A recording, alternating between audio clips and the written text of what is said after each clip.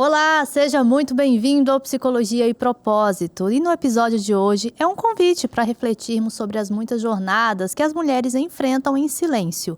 Cuidar, trabalhar, educar, sonhar e ainda tentar manter o equilíbrio emocional em meio a tantas demandas é um verdadeiro desafio.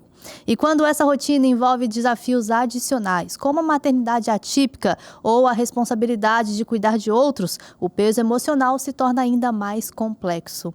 Hoje, para conversar a respeito desse assunto, recebemos a Carol, que é psicóloga, mãe atípica e, acima de tudo, ser humano. Né, Carol? Seja bem-vinda à Psicologia e Propósito. Obrigada. Boa tarde. Boa Obrigada tarde. pelo convite. E conta pra gente aí da sua trajetória na psicologia e depois a gente vai entrar aí no assunto da maternidade atípica.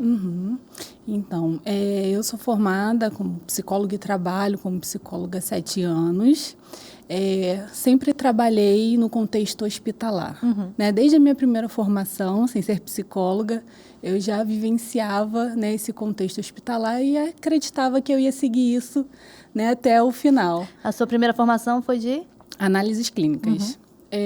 Comecei como psicóloga hospitalar, né? E trabalhei por muitos anos nesse contexto. Depois trabalhei em CAPS. E agora eu trabalho em reabilitação, né? Trabalho com crianças e adolescentes autistas, com diversas síndromes, paralisia cerebral. Então, eu saí um pouco desse contexto hospitalar e agora estou mergulhada nos neurodivergentes. Né? E sair do contexto hospitalar e passar para esse outro mundo completamente diferente tem a ver com o diagnóstico aí dentro da sua maternidade e tudo mais? Sim, com certeza. Colaborou? Sim, muito. E conta pra gente, como é que foi aquele momento ali de receber, né, o diagnóstico do filho? Aqui a gente já trouxe neuropediatras, neurologistas também, e bastante gente para contar pra gente a visão deles quando os pais recebem o diagnóstico. Mas você, como mãe, como é que foi naquele momento? Primeiro, todo o estudo que é feito, não é uma coisa na lata que as pessoas chegam e já falam, o diagnóstico é esse. Como é que foi esse processo até a chegada do diagnóstico? Então, quando eu comecei a suspeitar, né, apareciam alguns sintomas, alguns comportamentos em que começou a ser um alerta, né, para a gente, eu racionalizei muito. Então, eu falei, eu preciso investigar para ver o que é. O Pedro, ele é uma criança que foi considerado um bebê de pandemia, né, que até eu escutei isso da neurologista na época.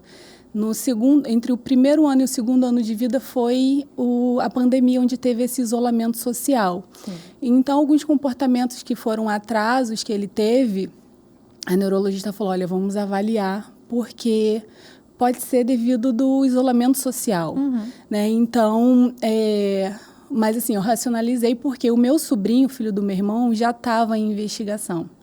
Então, você já sabia mais ou menos assim dos sintomas e tudo mais. O passo a passo que tinha que ser feito, né? Então, eu falei assim, bom, se eu tenho que levar ele no neurologista, vamos levar, vamos fazer os exames. E aí, eu fui muito racional naquele momento. E aí, depois eu entrei na negação, né? Porque eu acho que nenhum pai, nenhuma mãe aceita de imediato um diagnóstico, né? E aí eu fui da racionalização para a negação. Eu acreditava que fosse aparecer na ressonância de crânio que ele fez, lá, o laudo autista. E aí quando eu via que estava tudo normal, porque não era uma questão que ele tinha, eu falava assim, não é autista. Fazia um eletroencefalograma, dava um resultado normal, falava, ele não é autista. Mas isso não é um resultado que não vai aparecer ali. Mas eu entrei numa negação tão grande que eu acreditava que fosse aparecer naqueles exames, mesmo sabendo que não fosse, né? E aí, quando veio o diagnóstico, eu, mais uma vez, racionalizei. Eu falei, agora ele precisa fazer as terapias.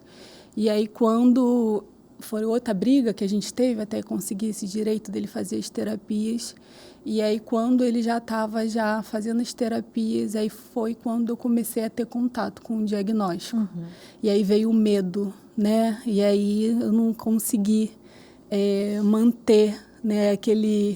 Aquela fortaleza que eu tava. Aquela postura que estava mantendo o tempo todo, Sim. De repente tudo desabou. Sim, desabou. E aí veio muito medo, né? Eu chorava todos os dias com a incerteza do futuro dele. Inicialmente ele foi diagnosticado com autismo nível 3. Ele tem um atraso de fala até hoje.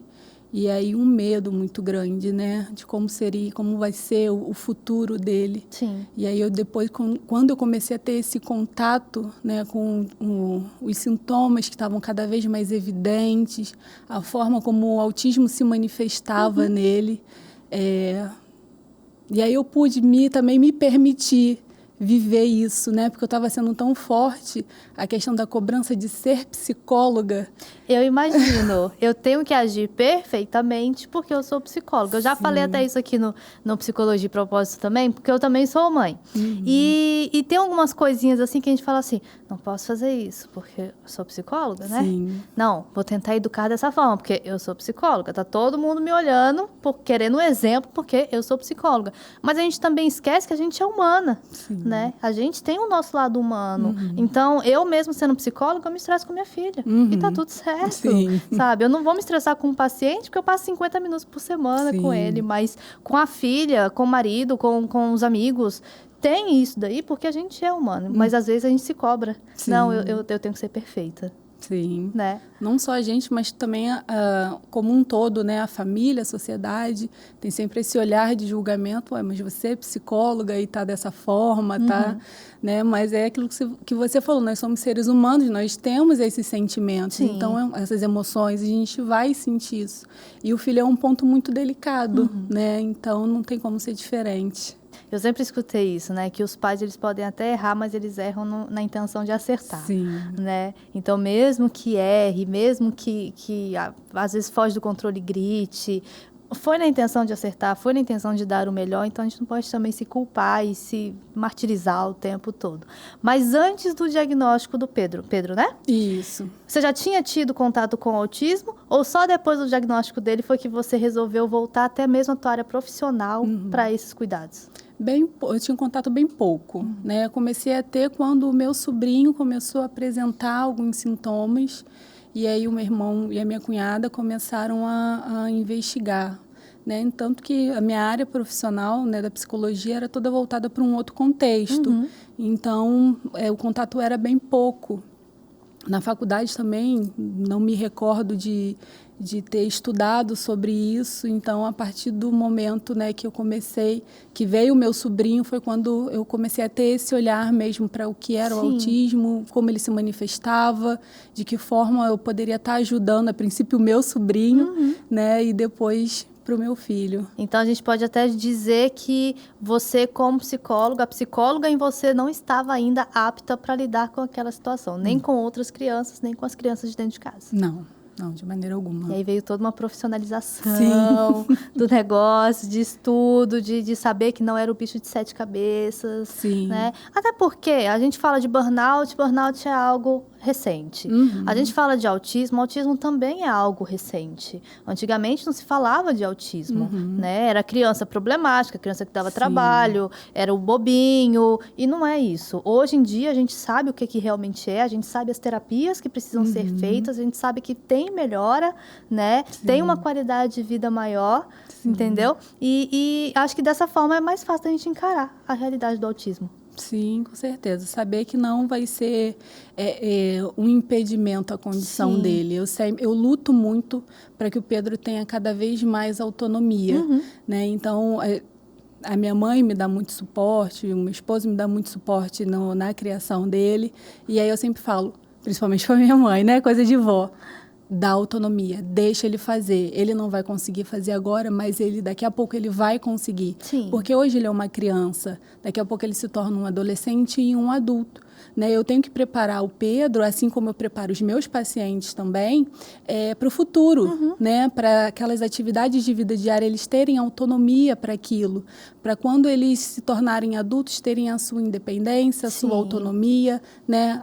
Melhorar a questão do nível de suporte também, para que eles sejam mais funcionais e dependam cada vez menos da gente. E você, sendo mãe atípica e psicóloga, uma coisa vai se fundindo com a outra. Sim. Será que o seu olhar profissional alguma vez já atrapalhou ali o teu emocional com o Pedro? E vice-versa também, às vezes o emocional atrapalhar a parte profissional? Acontece mais do emocional. Em questão do Pedro, mais o meu emocional interfere muito no meu profissional. Em que situação, assim, que você pode dizer assim, olha, ali eu tive que me deixar de lado para acatar o profissional, porque a vontade era de pegar, agarrar e não soltar mais. A questão do Pedro, ele é o autismo, né? Ele é uma parte muito delicada em mim, justamente pelas diversas situações que a gente já passou, né, até hoje, como preconceito, capacitismo, exclusão. Então, cada vez que eu me deparo com alguma situação dessa, a profissional, ela vem como linha de frente. Eu vou para a batalha, eu vou como profissional sabendo dos direitos do meu filho, o que ele precisa de fato, então eu vou de frente. Então, depois que eu luto, a mãe vem e acaba. Desmorona. Desmorona e eu choro muito, porque, como eu falei, ele é uma parte muito delicada, muito sensível minha. Então, é muito ruim você ver o seu filho sofrer exclusão em alguns ambientes que deveriam incluir, que deveriam acolher.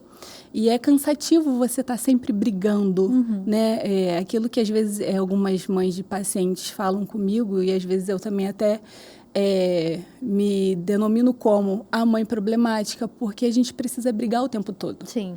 E nisso, a mãe fica em primeiro lugar do profissional. Eu entendo algumas situações, mas se eu não impor, o meu filho não vai ter direito a nada. Exatamente. Tudo também, eu lembrei agora de uma situação que eu vou contar. Tudo também depende da maneira como a pessoa vai se impor, né? Sim. Tem uma vez que eu estava na emergência médica com a minha filha, estava fazendo a ficha. E aí chegou uma mãe, não é porque a criança é autista. Realmente, ela tem prioridade, ela pode passar na frente, não tem problema nenhum. Mas a educação da senhora me deixou assim, eu olhava para a atendente olhava para mim, aí ela, ele é autista, ele tem preferência, ele tem que ser atendido primeiro. Aí ela falou assim, atendente, eu vou chamar a próxima senha dele. Aí ela saiu, aí ela falou assim, vou pensar se eu vou chamar a próxima senha dele. Eu falei, não, chama. Eu sei que ela falou isso e ela falou de uma forma errada, mas ele realmente tem a prioridade. Prioriza a criança, não é a ignorância da mãe. Sim. Aí ela falou assim, tá bom. Aí chamou a mãe. Mas tem que saber como falar, até porque senão as pessoas não vão entender, né? Que a criança atípica, ela tem uma prioridade, ela não consegue ficar tanto tempo nos lugares igual as outras crianças. Uma muvuca talvez vai aflorar alguma coisa nela, ela não vai querer mais ficar ali. E ninguém vai entender se ela der uma, entre aspas, uma birra, né? Ninguém vai querer entender aquela situação. Mas é isso, é todo tempo ficar brigando e lutando pelo direito, porque é algo novo. A gente vê muitos casos de autismo e tudo mais. Tem crescido as lutas em prol do autismo, mas ainda é algo que não é todo mundo que conhece. Não é todo mundo que abraça, né, essa causa. Sim. É interessante. E como é que você equilibra, então, a sua razão com o seu lado de psicóloga, a emoção de mãe? Como é que equilibra isso? Eu sempre procuro, assim, ter esse olhar, né? Porque aquilo que você trouxe, né? A gente precisa entender qual o contexto, até onde eu vou levando enquanto profissional, entendendo qual é o lado da situação, para depois, aí sim, aí tem que vir a mãe, né? Então, geralmente... Porque não pode esquecer de acolher. Exatamente. E como profissional, eu não posso deixar também a minha emoção falar mais alto, né? Eu tô ali para cuidar daquela criança, daquele adolescente, daquele adulto também, que eu tenho pacientes adultos. Sim. Eu tô ali para poder trabalhar com ele, estimular, né? Questões cognitivas, questões motoras. E eu também tenho que entender essa mãe que chega para mim muitas das vezes super estressada, reativa porque não conseguiu um benefício, porque não consegue terapia. Eu trabalho no SUS, então eu recebo essas mães que estão há anos esperando a terapia pelos filhos. E aí, muitas das vezes, elas chegam assim bem reativa comigo. Então, o meu emocional tenho que ficar de lado, eu tenho que ser profissional e acolher aquela dor daquela mãe, daquela família, né? A luta que eles estão tendo, entender de onde eles vieram, quais são as outras situações, porque muitas das vezes não é só um filho autista que eles têm. Às vezes São 2, 3, né? Cada um mais comprometido que o outro. E então, quando essa mãe chega bem reativa para mim, eu preciso olhar ela como um todo. Sim. Então, assim, a minha emoção e o profissionalismo meio que fica, né, lado a lado para eu poder... É meio que um cabo de guerra também, um puxando o outro. Eu entendo ela como mãe, mas eu tô ali como profissional também, porque eu não posso abraçar e chorar junto com ela. Muitas das vezes eu até quero, mas eu tenho que ali ser a profissional, né? Então, é como se fosse um equilíbrio que eu me permito, em algumas vezes, ser mais emocional e outras ser mais profissional. Mas aí vai depender muito do contexto, porque quando eu sou mãe, eu sou mãe. E você acha que a maior capacitação que você já teve para trabalhar com esse público foi a sua maternidade? Ah, sem dúvida. Eu acho que né? Porque quando a gente estuda alguma coisa, eu acho que ainda está muito superficial aquilo dali. Mas quando a gente vive realmente a fundo, dentro daquele ambiente, dentro daquelas limitações, dentro de tudo... Poxa, aí quando chega aquela mãe no seu consultório, você fala assim, não, vem cá, eu tô entendendo o que você tá passando. Eu sei, não vejo isso como uma frescura, ou você fala que tá cansada, mas você não tá. Não, eu realmente entendo o que você tá fazendo, o que você tá passando. Sim, com certeza. É validar, né, constantemente aquilo que elas sentem, mas também trazendo a minha questão, né? Então, eu jamais imaginaria eu dentro desse contexto da psicologia. Eu estava determinada a trabalhar no contexto hospitalar. Eu amava, né, aquela vivência, mas a minha maternidade atípica, no começo, foi para poder ver de que forma eu poderia ajudar ele, porque ele tinha muita autoagressão. Sim. Então, ele batia a cabeça, ele se mordia, ele se batia muito. Então, eu queria entender o que estava acontecendo, porque eu não tinha muita paciência. Eu não sabia o que era, até mesmo antes do diagnóstico, né? E depois do diagnóstico, eu fui querer me aprofundar para eu poder ajudar o meu filho. Né? Preciso saber de que forma eu consigo ajudar o Pedro. E aí, em contrapartida, eu me achei nesse universo, né, neurodivergente, que eu posso não só ajudar o meu filho, mas também como outras pessoas. Sim. Outros pais, cuidadores, porque eu recebo não só mãe e pai, eu recebo avós, eu recebo tias. E que é né? essencial. Sim. A rede de apoio precisa entender, né, sobre o assunto também. Sim, com certeza. E alguma vez você já se sentiu culpada de não dei conta, poderia ter feito melhor? Na maternidade a gente já sofre com isso, né? Sim. Agora imagina só na maternidade atípica. Sim, constantemente. A culpa, ela é quase que diária, né? Eu tenho um bebê, o Benício, ele tem 10 meses.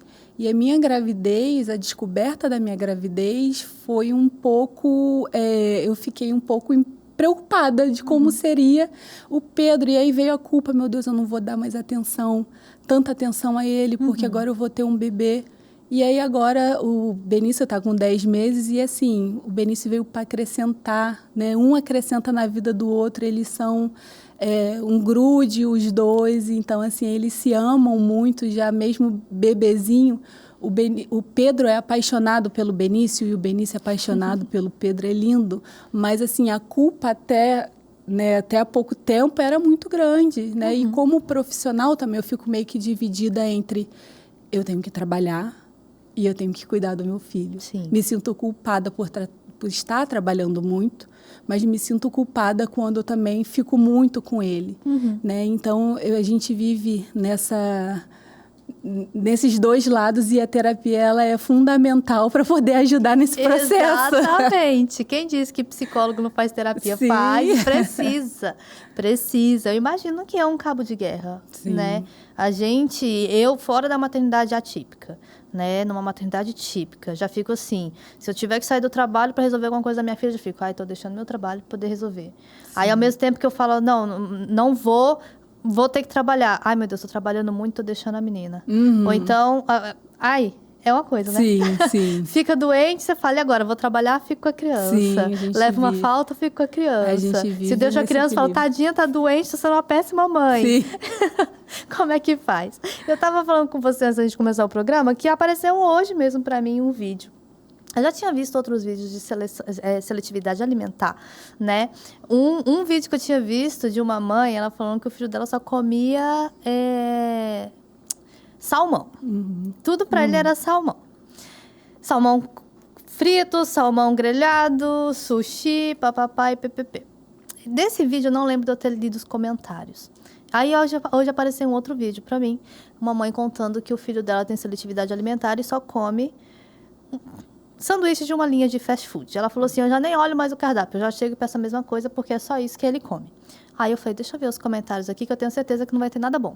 Só tinha o primeiro comentário que estava fixado, que era bom, que era da pediatra do menino, explicando sobre seletividade alimentar e que o menino faz todo acompanhamento com ela de exames de sangue, de tudo, e que ele está bem, porém é uma condição dentro do autismo, a seletividade alimentar, e que não é fácil, papapá, e que é muito melhor que ele coma nem que seja isso, do que ele ter uma hipoglicemia e ir para o hospital, porque ele não iria comer nada do que fosse oferecido. Achei ótimo. Quando eu fui ler os seus comentários, eu falei, gente, se eu fosse essa mãe, já tinha desativado essa rede social. As pessoas não conseguem entender, acham que é uma frescura, acham que é a mãe fazendo vontade. Aí o pior comentário que eu li, eu acho, foi assim... vai dizer que ele já nasceu sabendo o que era esse sanduíche aí. Uma hora foi oferecido. Imagina o desespero da mãe de ver o filho não comendo nada e entregar um sanduíche e falar, vê se isso aqui você gosta, come isso aqui, experimenta, e o menino gostar. Imagina a alegria dela vendo que ele gostou daquilo, porque não comia nada. É um desafio muito grande, até mesmo nessa questão da seletividade alimentar. Sim, muito. O Pedro, ele tem seletividade alimentar severa. Ele foi de uma criança que se alimentava super bem, foi um bebê que comia bem, que se tornou uma criança que comia frutas, todas as refeições adequadamente. E, de repente, ele parou.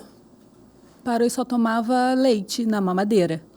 E ficou, acho que uns 2 anos, ou 1 ano, mais ou menos, 1 ano, só tomando leite. E ali a gente tentando inserir todos os alimentos de qualquer forma possível. E só quem vivencia é que sabe, né? Só quem anda por esse caminho é que sabe os tropeços, né? Como isso te afeta. Então, assim, é fácil falar quem não vive. Sim. Então, qualquer coisa que eles comerem, que seja um fast food. Meu filho, o Pedro, ele hoje se alimenta um pouco melhor. Mas assim que ele começou a voltar a ter interesse por alimentos salgados, é só proteína. Então, ele come a pele do frango e a gordura da carne de boi. Então, você vai olhar, são alimentos gordurosos, né? Mas que é o que ele está aceitando. E aquilo foi um pontapé inicial para ele conseguir comer outras coisas. Sim. Ontem, eu e meu esposo, nós estávamos super felizes porque ele aceitou um bolinho de feijoada, que também não é o adequado. Mas já é feijão. Já é o feijão, que antes a gente tinha que esconder na mamadeira, que ele tinha que tomar dormindo. E aí vem, mas ele tem 6 anos e toma mamadeira, né? Esses julgamentos que a gente tem. Gente, é o que ele aceita, é o leite. Deixa exatamente. ele. E logo no começo ele só chupava a carne. Então ele chupava a carne ficava toda branquinha, ele colocava. E aí eu me recordo de um casamento que nós fomos, pedimos um pratinho de carne, e aí ele, né, se alimentando daquela forma. E aí a mesa ao lado falou, olha que desperdício de carne, ele não está comendo. Só que pra gente era uma alegria tão grande só dele estar conseguindo se alimentar dessa forma. E a gente meio que se blindou dos comentários. Sim. Então a gente não se importa muito sobre o que falam da alimentação dele. Porque a gente já viveu uma fase tão difícil, que é ver uma criança que comia de tudo e passar a não comer nada. E agora, qualquer forma dele se alimentar, a gente já fica super feliz. Tá valendo. Recentemente foi macarrão que ele comeu, e aí eu fiz um vídeo chorando muito. Eu falei, eu não acredito, ele está comendo macarrão. Ele come com as mãos ainda, ele não tolera ainda talher. Mas pra gente é uma grande vitória. E fica assim, todos ao redor ficam super felizes com cada conquista. Porque quem conhece, né, já sabe, sim, caramba, macarrão. Uma coisa assim pra estar comendo. Isso é muito interessante, né? E é legal da gente ver esses processos, né? Esse avanço.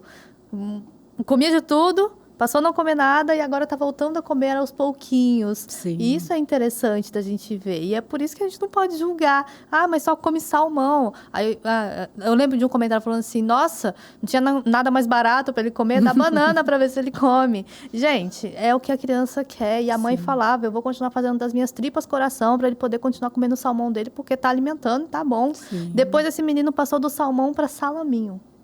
E todo mundo, nossa, mas é embutido, não sei o que. Ela, mas ele tá comendo, deixa ele comer. Essa já levava mais na esportiva e tentava explicar. Deixa ele comer, é o que ele tá comendo, né? E que bom que ele não largou o leite. Se ele largasse o leite e toda a comida que ele comia antes, ele ia comer o quê? Sim. E aí, o que você ia fazer? Tava frita. A gente aproveitava, colocava um inhame, uma beterraba, batia, dava ele dormindo. Não, mas aí os terapeutas, né? Mas não pode, porque ele não tá tendo contato com o alimento. Mas era a forma... Naquele momento, você só queria nutrir ele, Sim. depois ele ia ter contato. É quase isso, acho que é basicamente isso. Sim. Qual é a importância da rede de apoio? A gente fala bastante aqui no Psicologia e Propósito, quando o assunto é crianças atípicas, a maternidade e paternidade atípicos, mas qual é a importância para você da rede de apoio nesses casos? Ela é extremamente importante, né? Eu me sinto muito privilegiada porque eu tenho uma rede de apoio maravilhosa, né? Tanto da minha família quanto da família do pai dele. O meu esposo, minha mãe, a família do meu esposo também, eu posso contar como uma rede de apoio. Então, a família ela é essencial, mas eu me deparo com muitas mães solos, né? Que têm aí mais de um filho autista e elas são sozinhas. Né? Então, a gente percebe o quanto elas estão esgotadas emocionalmente, como elas não aguentam mais, né, lidar com essas questões, porque além da questão do autismo, tem uma questão social também, né? Então, a gente precisa cuidar. Né? Eu, enquanto psicóloga, eu preciso também ter esse olhar para os cuidadores, né, que estão ali lidando com o autismo 24 horas, né, assim como eu, mas às vezes de uma forma muito mais comprometida, mais agressiva. Então, elas já demonstram mesmo uma fragilidade e um esgotamento muito grande. Né? E aí, algumas vezes que eu pego que eu nem atendo mais a criança, eu chamo a mãe para dentro da sala, vem cá, senta. Vamos conversar, né? Como é que você tá? E aí, às vezes, ela quer somente escutar isso. Né, ter esse olhar para ela, né, que ela é muito massacrada, né, pela sociedade, por tantas questões, o abandono. E ela fala, sou eu sozinha para tudo. Né, sou eu para poder ver na escola, a escola reduziu o tempo. Né, então, às vezes, o filho dela, aquele tempinho que ele está na escola, é um tempinho que ela tem para poder fazer alguma coisa e a escola já entra em contato para ela ir buscar. Ela falou assim, meu filho só fica 2 horas na escola, eu moro distante da escola. O tempo de levar e de chegar em casa tem tempo de voltar de novo. Sim. E a questão mesmo de conseguir terapia, de conseguir um benefício. E então, sim, são pessoas que não têm, muitas das vezes, nenhuma rede de apoio. E é completamente cansativo, né, para essas pessoas. Eu já recebi, não era paciente meu, mas eu estava passando pela unidade onde eu trabalho e eu vi uma mulher com 3 filhos, né, bem crianças, e os 3 estavam aguardando para ir no neurologista para investigar o autismo. E ela estava assim completamente desregulada, né, porque ela estava gritando com os filhos dela e aquele olhar das outras pessoas ali de julgamento mesmo, né? E aí ela falou assim, nem para morrer eu presto, porque eu já tentei me matar 3 vezes e não consigo. Aí quando eu escutei o desespero dela. Pois é, eu voltei, eu falei, não posso deixar essa mulher desse jeito. Né? Quando o meu emocional, né, fala mais alto. E aí eu voltei, fui acolher aquela mulher. E aí ela só precisava daquilo, né? E eu fiquei ali com ela perdi uns 15 minutos de almoço. E aí que para ela foi fundamental e para mim também. Eu não ficaria em paz vendo ela dessa situação, principalmente com esse discurso que ela falou, um pedido de socorro. Né? Então, ela falou, sou eu sozinha, com 3 crianças, podendo ser autista. Depois que o autismo chegou na minha vida, acabou com tudo. E aí ela falou, eu não posso mais trabalhar, eu não posso mais sair de casa, eu não posso fazer mais nada, porque eu não consigo, eu não tenho ninguém a escola não aceita. Enfim, são diversos obstáculos que uma pessoa que tem um filho, né, com autismo passa. E se ela não tiver uma rede de apoio, aquilo é crucial para mesmo até a existência dela. Sim. Né? Porque ela se anula completamente. Hoje eu consigo trabalhar, hoje eu consigo ter lazer, hoje eu consigo fazer algumas coisas porque eu tenho uma rede de apoio. Né? Meu filho tem um tratamento adequado. Então, ele se tornou muito mais funcional. A gente conseguiu diminuir o nível de suporte dele porque a gente tem uma estrutura. Sim. Mas eu me deparo com uma realidade de pessoas que não têm nada. Né? E a gente vê o quanto difícil é. Agora, imagina o desespero dessa mãe. Fiquei chocada. Sim. Porque a gente, como mãe, acho que o nosso maior medo é morrer e deixar os filhos, né? Sim. Eu escutava minha mãe falando isso quando eu era pequena, eu não entendia. Hoje que eu sou mãe, eu entendo. O maior medo é morrer e deixar os filhos. Quem vai cuidar? Será que vai cuidar igual eu? Será que vai fazer igual eu tô fazendo? Agora, uma mãe que o nível de desespero dela é tão grande que ela tenta tirar a própria vida e Sim. as crianças que fiquem. Sim. Né? Olha só, mas com certeza aqueles 15 minutos que você gastou com ela ali fez completamente diferença na vida dela. Sim, com certeza. Foi bastante importante. Ela se acalmou, ela entendeu, né, que aquilo é algo que ela estava passando, mas que ela não tinha nenhuma responsabilidade sobre aquilo, né? E aí trouxe a importância dela fazer terapia, acompanhamento. É isso que eu ia falar agora, a importância que tem das famílias fazerem terapia, do pai e da mãe, principalmente o pai e a mãe que estão ali envolvidos, né? Com todos os cuidados. Precisa. Sim. Sim, a gente precisa também, enquanto profissional, ter esse olhar também para os pais, né? Entender que as questões que eles trazem não são questões pessoais, né? Então, é acolher, eu trabalho muito com orientação parental também, para poder estar dando suporte para esses pais, para essas famílias, situações que eles precisam ter esse conhecimento para além do consultório, né? Porque eles estão comigo ali 50 minutos, 40 minutos, mas eles vão passar muito mais tempo com essa família. Sim. Né? E a família é um aliado. Se eu não trabalhar com eles, vai ser difícil o meu trabalho, né, ter resultado. Então, eu preciso estar alinhada com a família. Eu já brinquei aqui uma vez falando que... Eu vi um post uma vez, os inimigos de cada profissão, né? E aí falava que o inimigo do psicólogo infantil são os pais, é a família. Porque o que constroem, eu não atendo criança, eu atendo adolescente, adultos, mas o psicólogo infantil, o que ele constrói ali dentro do setting terapêutico, se os pais não entenderem aquilo, vai destruir tudo. Sim. E aí seu trabalho não vai fluir. Aí, por fim, vai falar o quê? Vou tirar da terapia porque não está dando resultado. Né? Então, o inimigo são os pais que não entendem. E daí vem a importância até mesmo de psicoeducar a família, a rede de apoio, quem está ali realmente com ligação com aquela criança atípica de entender e fazer parte do processo. Sim, precisa. A gente precisa trabalhar com eles, ter como aliados, né? Porque às vezes eles entram mesmo numa negação tão grande de achar que aqueles minutos dentro do atendimento é o suficiente, né? E aí não tem como, a gente precisa fazer a psicoeducação para que os pais entendam, né, que ali é só um pedaço, é só uma parte, né? Em paralelo, a escola também precisa ser uma aliada. Acho que é uma tríade, né? Terapeuta, família e escola. No particular, eu ainda consigo, no meu consultório, eu ainda consigo ter, né, esse contato mais próximo da escola, né, da família, mas na outra unidade fica um pouco mais distante, né, devido a, né, diversas questões. Mas a gente não consegue ter tanta proximidade da escola, mas que também é muito necessária. Precisa. Sim. E a gente já falou também sobre isso aqui, que o que acontece hoje, né, Carol? Eu acho que as escolas não estão preparadas para receber crianças atípicas. Eu já passei por situações com a minha filha dentro da escola, com uma outra criança atípica, que a menininha estava com hiperfoco na minha filha. E aí eu, com toda a minha lado profissional, né? Não pode, né? Criança, a gente não pode colocar de lado, tudo mais. Fui na escola, conversei, olha, tá acontecendo isso. A Zoe tá chegando em casa arranhada. Até então ninguém tinha me falado que era uma criança atípica, né? Eu falei, tem que dar mais atenção, tudo mais. Até o dia que eu cheguei para buscar minha filha na escola, ela tava com os 2 olhos arranhados, quase que foi dentro dos olhos dela. Eu falei, filha, o que aconteceu? Foi a fulaninha, mamãe.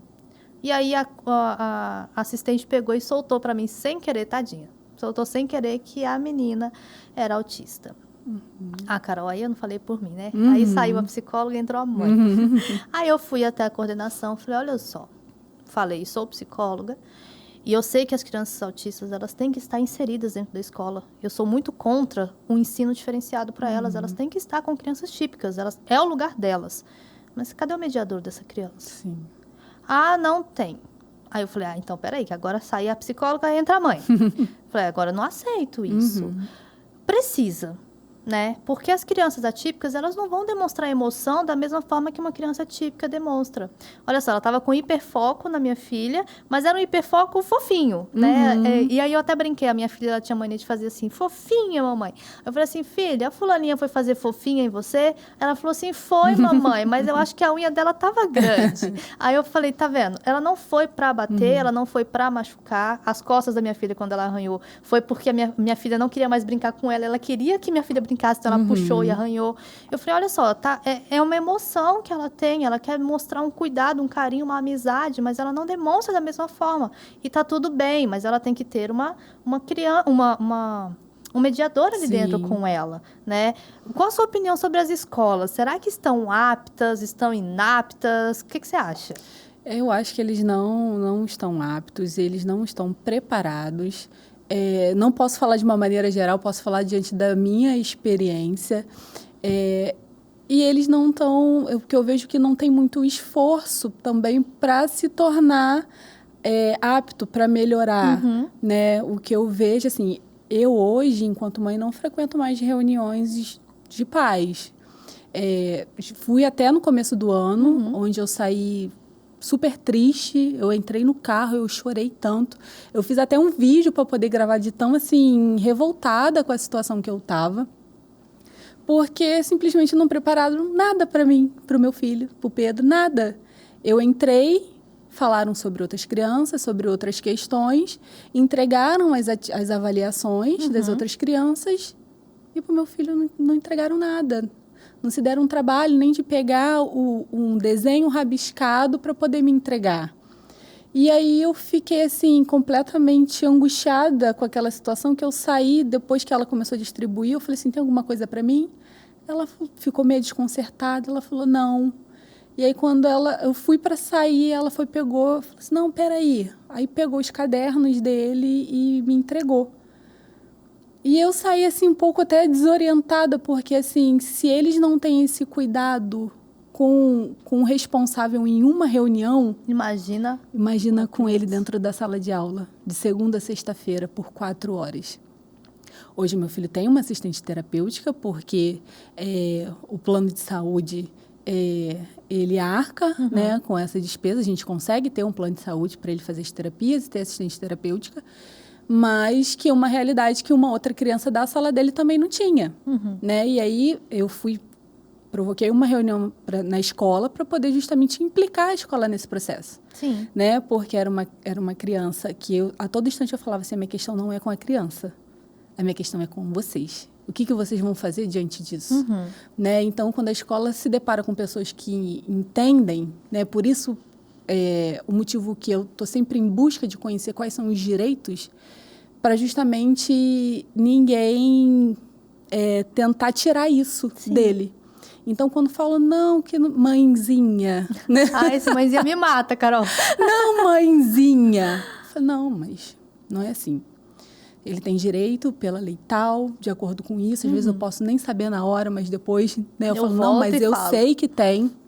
É sempre com muita firmeza que eu vou em cima. Sim. Que é para justamente eu cobrar, né, coisas que ele tem o direito. Sim. A inclusão, ao meu ver, não existe. Se você não marcar, ela não existe. Não. Né? Então, é como se fosse literalmente uma responsabilidade dos pais e não da escola. E aí, recentemente, né, eu tive um problema com a escola, onde eu pensei em tirar ele da escola. E eu falei assim, poxa, já vai ser a segunda escola que eu vou tirar ele por uma questão de exclusão. E aí eu entendi que a questão não é a escola, porque eu vou mudar ele quantas vezes for necessário e eu vou esbarrar com situações, porque as escolas não estão preparadas. O meu movimento é de implicar a escola naquilo que é direito das crianças com deficiência, né? Então, quando tem um passeio que eles não pensam nas assistentes terapêuticas, eu vou provocar a escola a pensar, que foi o caso que aconteceu, né? Meu filho teve um passeio, meu filho eu entrei em contato com a escola quis me cobrar assistente terapêutica, eu falei, ok, eu pago. E aí depois a escola falou, não, a gente precisa aguardar para ver se vai ter vaga para assistente terapêutica aí. E aí eu falei assim, tá, mas a escola vai disponibilizar algum profissional para ficar com ele? E a escola falou que não tinha. Eu falei, tá, então vamos lá. Me ajuda a pensar, né? Tem hora que a gente tem que mesmo tratar a escola dessa forma. Então, me ajuda a pensar de que forma então meu filho pode ir. Porque não estava tendo inclusão. Ele estava sendo excluído por algum aluno que eles nem sabiam quem era, que poderia ir ou não. Sim. Né? Então, acabou que no final, aí eles fizeram todo um movimento de incluir as assistentes terapêuticas, porque eu falei assim, a partir do momento que a escola, a turma do Pedro, vamos supor que tem 15 alunos. Tem o Pedro, que faz parte desses 15 alunos, e tem assistente terapêutica. Então já são 16. Vocês têm que contar com uma turma de 16 crianças. Ah, mas aí eu falei, mas aí não é problema meu.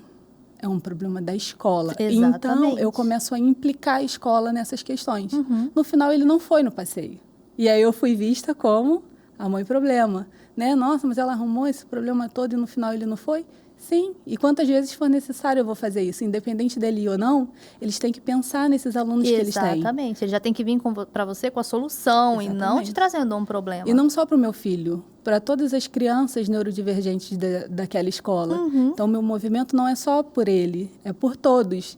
Então, a questão não é eu trocar ele de escola que vai resolver. Não. É eu implicar a escola nesse processo. Exatamente. Eu comentei com você que a minha irmã ela é pedagoga, né? E eu falo com ela, nossa, Luciana, trabalhar com criança, você tem que gostar. Aquilo ali tem que ser o seu negócio. E aí, teve uma vez que eu estava falando com ela e ela falou assim, não, tá bom, depois eu vejo isso, porque era um sábado. Porque eu tenho que fazer as provas das crianças. Ela trabalha em 2 escolas. Eu vou fazer a prova da escola tal.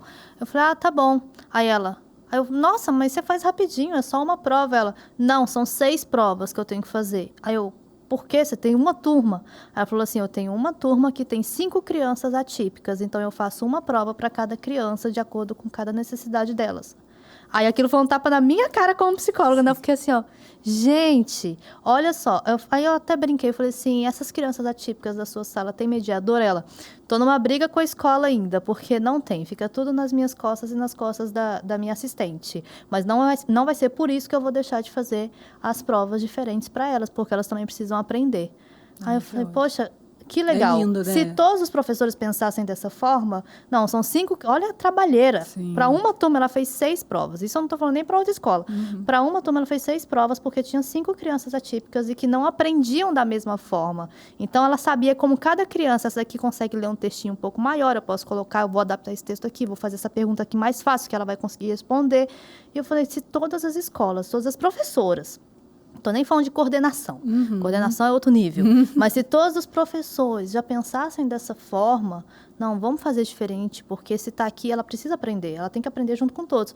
Ou no final do ano vai te dar nota para passar e passou e acabou. Sim. Né? Tem que ter esse olhar e eles têm que se profissionalizar para saber lidar com as crianças atípicas. Isso, falando da coordenação, eles precisam ver a estrutura da escola também. Para as crianças, né? Modificar o que precisa ser modificado. Um passeio gerou um transtorno. Sim, exatamente. Gerou um transtorno. Sim, e entre outras coisas que eu sempre bato o pé e eu luto mesmo. Eu luto, eu não fico quieta, eu não aceito, eu não deixo para lá. Muitas pessoas falam, deixa isso para lá, ele nem vai para o passeio.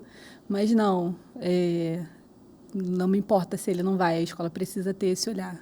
Precisa, necessário. E o que a maternidade trouxe para você? De conhecimento, que a tua formação, você falou assim, você fala, na minha formação eu nem imaginava aprender uma coisa dessa.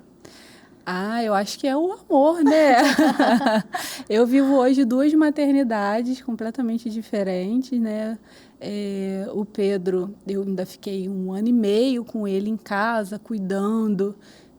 Teve um período maior de aleitamento materno. Já com o Benício, eu já comecei a trabalhar com 4 meses, já o aleitamento materno foi menor, dividido entre 2 crianças, trabalho.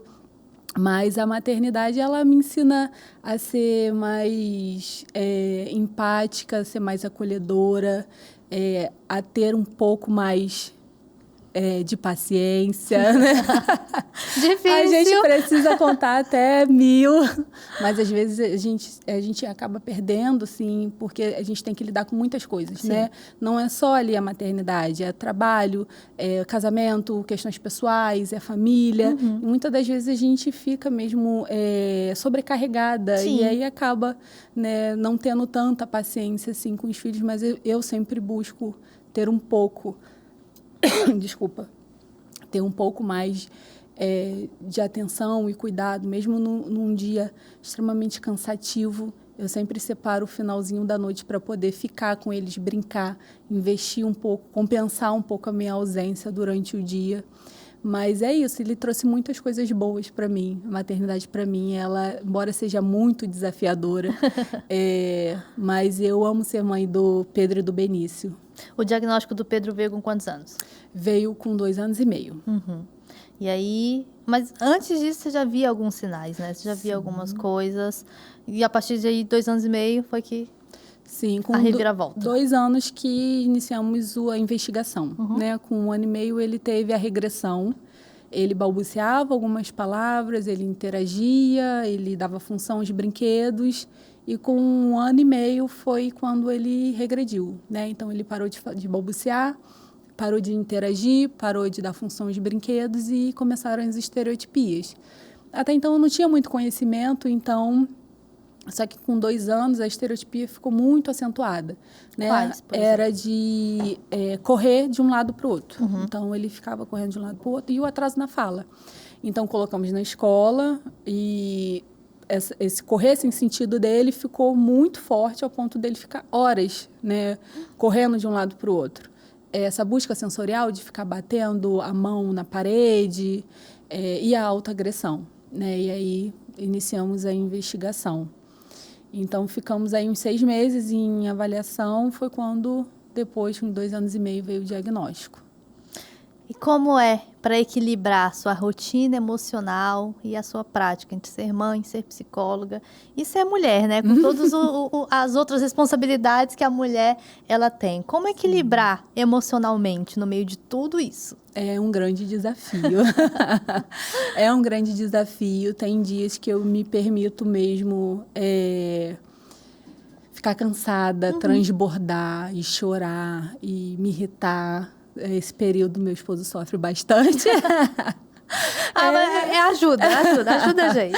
Ele precisa entender, né? Porque ele é meu grande companheiro. Então, tem momentos que eu preciso, né? Um dia difícil de trabalho e outros dias eu sou uma fortaleza. Entender que vão ser dias em que eu vou estar mais frágil, mais vulnerável e outros dias que eu vou estar mais forte. Sim. Né?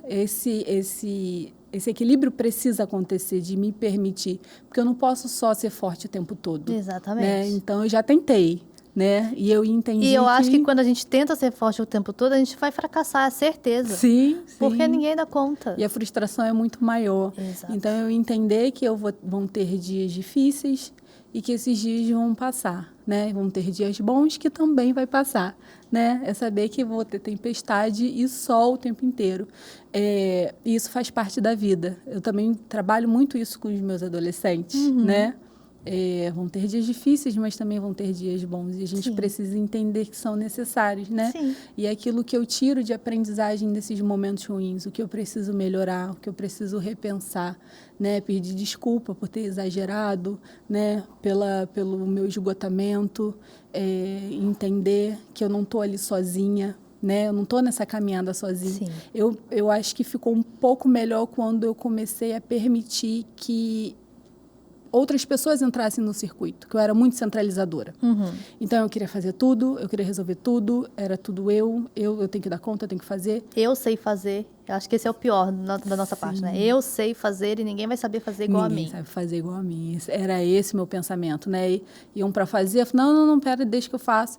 Até que eu entendi que não, isso para mim não é por mim, é pelas crianças, é pela casa, é pelo trabalho, né? E que eu não preciso e nem posso e nem quero dar conta de tudo. Super heroína, né? A síndrome da Mulher Maravilha. Sim. Mas é isso. A gente até recebeu aqui também no Psicologia e Propósito, não sei se você conhece a cantora Pamela Jardim. Ela lançou uma música chamada Respirar. E o início da música já é bem esse. A gente precisa respirar. E ela lançou essa música, ela fala que Deus deu essa música a ela depois do diagnóstico do filho dela. Que ela ficou sem chão. Ela não sabia. E agora como é que eu vou... O que eu vou fazer? Como é que eu vou lidar com o meu filho com esse diagnóstico, né? E a única coisa que vinha na cabeça dela é: você precisa respirar. Você precisa respirar. Sim. Né? E aí foi quando ela lançou a canção, que tem uma letra muito boa, muito bonita para mães atípicas, para famílias atípicas, né? Falando exatamente sobre isso, sobre se acalmar no meio da tempestade. Tudo vai ficar bem, você só precisa respirar. E a gente fala sobre isso em terapia, né? Respira. Quando você respira, você oxigena seu cérebro, você pensa melhor, sabe? Calma, respira. Vamos fazer uma respiração aqui. Respira em 5 segundos, segura 5, solta em 5.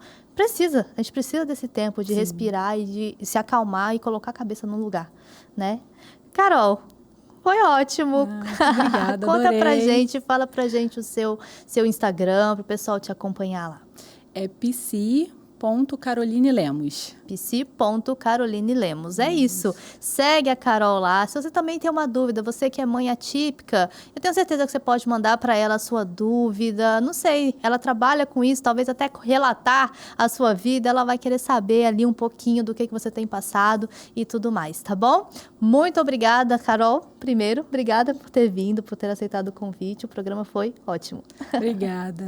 E você de casa, não deixa de seguir a gente lá no Instagram, no @psicologia propósito. E lá no nosso canal no YouTube. Conhece alguma mãe atípica que você sabe que precisa escutar esse programa de hoje? Então manda para ela lá no canal Psicologia e Propósito. Meu Instagram você já sabe, psi.laissaadrian. E você de casa que ficou com a gente até agora, muito obrigada por estar aqui, por escutar a gente. A gente espera ter te ajudado também. E até o próximo programa.